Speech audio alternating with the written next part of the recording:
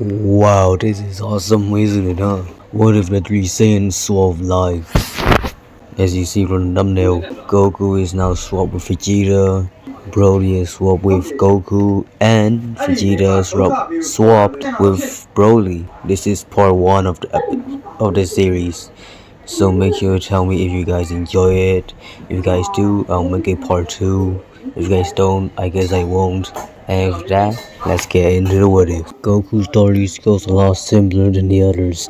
Goku's family decides to send it off, not to an unknown planet where he could actually die or something. They sent him off to his brother, to the Freezer Forces. So Goku spends the rest of his days with his brother Raditz, getting bullied, getting punched, getting pushed around. Because of that, he got a little bit stronger, but not much. Goku is kind of sick and tired of it. But hell yeah, I forgot. The bro is not called Goku here, he is called Kakarot. Kakarot isn't actually happy living in situation here. He has to change something. He really wants to break free from these chains. The constant annoyance, the bickering, the bullying. Every day it hurts. He has to do something, or he could actually be doomed, trapped to work for that Frieza guy and be a little target practice for those two. He has to do something, so he tries to get out of there, but as you expect, you cannot get out of Frieza Forest that easily. So he gets captured, brought to Frieza, and Frieza sees him and said, "What a strange Saiyan." And he offers him a chance to live under him. He'll teach him the ways of everything. So Goku, wanting to escape those two brats, he accepts the offer, thinking he can actually grow stronger. And under Frieza and not under Raditz and Nappa, he is actually happier. He gets to go on missions, and he is getting bullied. That's awesome, man. So yeah, that's basically where I'm gonna leave his story off.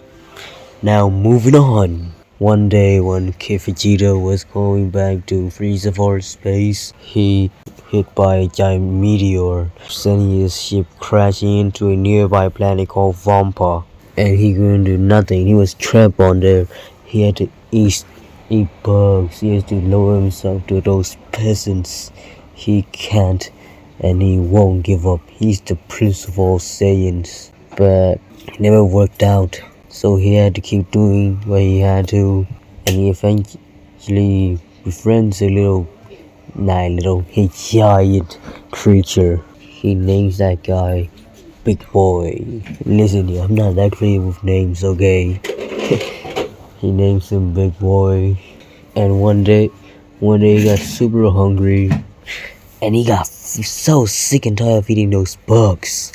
He actually killed Big Boy. Big Boy died.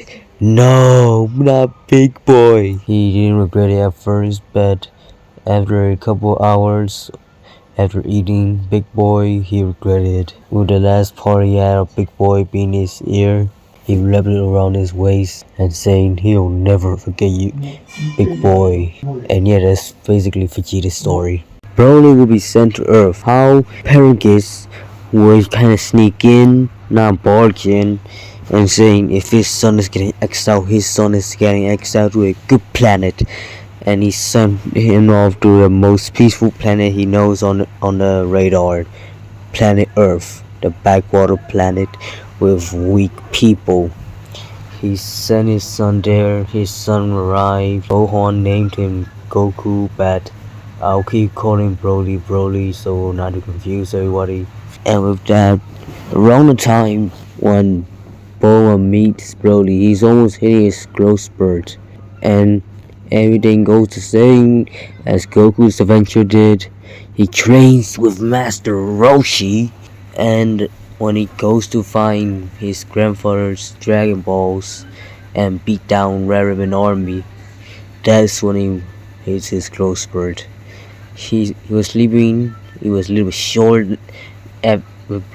before that, And when he woke up, he became extremely tall. He don't know how, why, but hey, tall is tall.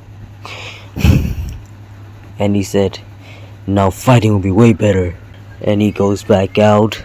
And yeah, basically that all happens since Bulma and Brody are the same age, kinda. They kinda fall in love. Wow! Amazing. They start dating. Sorry, Yamcha.